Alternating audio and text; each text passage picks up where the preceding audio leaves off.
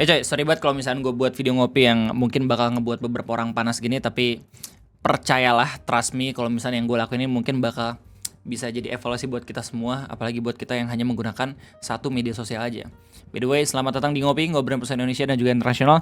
Dan pada kesempatan kayaknya gue bakal coba buat buka topik dari sebuah berita yang baru aja gue baca beberapa jam yang lalu yang mengatakan kalau misalkan pengguna TikTok itu punya tingkat kecerdasan yang lebih rendah kalau dibandingin sama pengguna Twitter. Ini TikTok sama Twitter nih gak akur nih, apalagi waktu pilpres sama pilkada.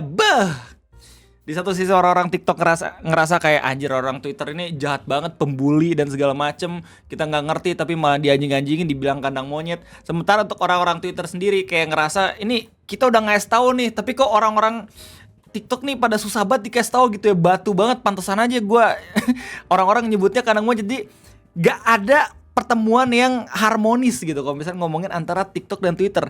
Ini dikomporin lagi sama berita.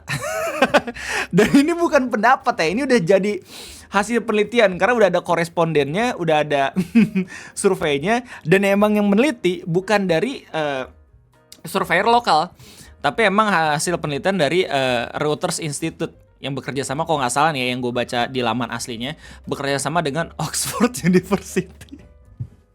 Jadi sebenarnya apa yang pengen lu bahas Bang Ray? Jadi sebenarnya yang pengen gue bahas di sini adalah hasil penelitian yang emang ada dalam berita tersebut yang gue coba buat baca juga, entah itu dari berita yang menyampaikan hal tersebut dan juga ngeliat langsung dari websitenya. Takutnya ada perbedaan gitu ya. Dan menurut gue hasil dari website itu lebih bagus menurut gue, soalnya dia juga ngasih lihat table, grafik dan segala macam perbandingan antara pengguna media sosial antara Twitter, TikTok, dan medsos yang lain. Iya, nggak cuma itu doang, tapi ada lagi kayak Facebook, Instagram, dan juga YouTube. Jadi 5 media sosial yang mereka survei.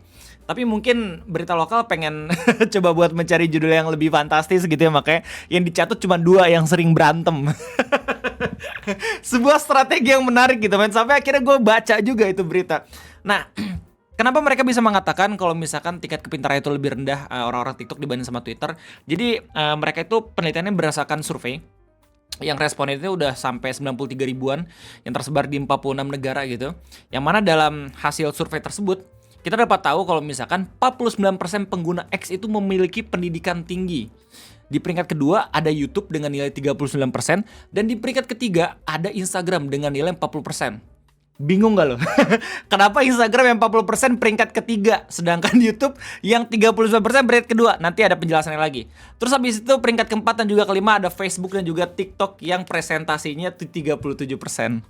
Padahal yang bawah tuh gak cuma TikTok tapi Facebook. Media bisa aja anjir menggoreng. Jadi sini gue pengen ngasih tau ke lu semua. Ini menurut gua nih ya, tingkat kecerdasan nggak bisa kita lihat cuman gara-gara lu pakai media sosial yang paling sering apa gitu. Karena kadang orang itu nggak cuman menggunakan satu media sosial. Setuju? Gue yakin lu semua yang nontonin Ngopi ini nggak cuman nontonin YouTube doang, pasti juga pakai Twitter, pasti juga pakai Instagram dan segala macam. Jadi sebenarnya dalam penelitian ini sebenarnya kita dilihat yang paling banyak aja dan juga kecenderungan doang. Apakah lu benar tingkat kecerdasan lebih rendah dibanding pengguna media sosial yang lain? Ya lu sendiri yang tahu. Sama logikanya kayak ketika lu masuk universitas negeri yang berprestasi. Belum tentu ketika lu masuk, lu juga jadi mahasiswa yang berprestasi. Semua tetap tergantung sama lu. Asik. Ya sih sini. Dari penelitian tadi kan gue sempat mempertanyakan ya, kenapa YouTube itu tingkat kedua, tapi presentasinya lebih rendah dibanding yang tingkat ketiga. Jadi penelitian itu tuh nggak cuma ngelihat dari presentasi jumlah orang yang punya pendidikan tinggi doang gitu, tapi kecenderungan lain terkait topik dan juga segala macam yang selalu dibahas sama media sosial yang lain. Dimana untuk orang-orang Twitter sendiri itu mereka lebih banyak berdiskusi tentang hal-hal yang kritis, dan kalau misalnya emang ada berita mereka tuh lebih aware katanya dalam penelitian tersebut, dalam mempertanyakan apakah informasi yang ada dalam berita tersebut hoax atau emang bener. Jadi kayak gitu. Penelitian itu banyak sebenarnya hasil, dan kalau misalnya lu lihat dari website ininya ya, website langsungnya ya, ini menurut gue menarik karena banyak banget bagan-bagan dan juga grafik-grafik yang bisa diinterpretasikan. Bukan cuman pertarungan antara Twitter dan juga TikTok. Lucunya gini coy, kalau misalnya gue lihat beberapa berita-berita nih ya, judulnya kayak yang lokal nih ya, hasil penelitian netizen X paling pintar, TikTok duduki peringkat terendah. Atau Cakra, hasil riset Reuters Institute kecerdasan netizen FB dan TikTok. Padahal kalau misalnya lihat laman aslinya nih ya. Ini tuh penelitiannya tentang gini. Here's what our research say about news audience on Twitter, the platform known as X. Jadi sebenarnya penelitian itu fokusnya ke X doang. Tapi berita-berita tuh kayak enggak. Jangan cuman X, ini tidak akan menjual. Kita harus buat judul lain yang lebih mancing orang-orang biar ngeklik video ini. Dan it works. Benar. Ya, yang udah gue baca berita hasil penelitiannya emang bener-bener kebanyakan ini hasil penelitiannya kecenderungan antara X dan juga bagaimana topik-topik yang emang berhubungan dengan berita dan juga segala macem. Nah, yang tadi gue sebutin kenapa YouTube peringkat kedua, karena yang tadi gue kasih tahu juga nggak cuman soal seberapa banyak pengguna itu punya pendidikan yang tinggi, tapi kecenderungan dari orang-orang dalam mengkonsumsi informasi dan juga berita-berita yang memang krusial dan juga bisa membuat pikiran-pikiran kita tuh semakin kritis. Nah, jadi peringkat pertama diduduki sama Twitter, kemudian YouTube, terus habis itu ada Instagram, yang keempat kelima baru Facebook dan juga TikTok. Gimana pendapat lu, coy? Tadi kalau misalnya lu tanya pendapat gue udah kasih tahu kalau misalkan tingkat kecerdasan nggak bisa dilihat hanya karena lu menggunakan media sosial doang. Meskipun memang pada dasarnya ya awalnya sebelum ada penelitian ini gitu ya, udah banyak banget pendapat dan juga opini yang mengatakan kalau misalkan lu nggunain TikTok kayak dasar otak rendah. Cuma pendapat doang. Tapi sekarang udah ada penelitiannya, anjir. Kasian banget. Cuman gini ya, buat para pengguna TikTok, gue pun menggunakan TikTok. Oke, gue pun menggunakan Instagram, gue pun menggunakan YouTube, gue menggunakan semua media sosial yang emang diteliti di penelitian tersebut. Jadi kalau misalnya emang lu tersinggung ya, kita jadikan bahan evaluasi bareng-bareng lah. Meskipun gue juga menggunakan Twitter, tapi gue juga nggak berani bilang kalau misalnya tingkat kecerdasan gue di atas lu semua yang menggunakan media sosial, kagak. Bukan kayak gitu cara interpretasi hasilnya. Yang jelas gue pengen tahu semua pendapat lu di kolom komentar, jangan lupa ditulis karena gue juga pengen sekalian ngeliat dan juga meneliti apakah benar lu ada di peringkat kedua. Tapi ngomong-ngomong soal TikTok gitu ya, ada alasan juga kenapa mereka ini masuk ke dalam tingkat pendidikan atau tingkat kepintaran yang rendah kalau misalkan ngebahas soal penelitian kayak gini. Katanya di 27% pengguna TikTok susah buat memilah-milih informasi apakah beritanya hoax atau bukan. Dan kalau misalkan gue ngambil secara real life, apalagi waktu kejadian kemarin tentang pilpres dan segala macam, mungkin aja benar. Karena gue yang menggunakan gak cuma Twitter juga ya, tapi YouTube, Instagram dan segala macem, gue bisa melihat kalau misalnya setiap kali ada awareness yang emang udah diketahui dari awal sama orang Twitter, itu gampang banget nyambungnya tuh ke YouTube, ke Instagram, ke Facebook bahkan.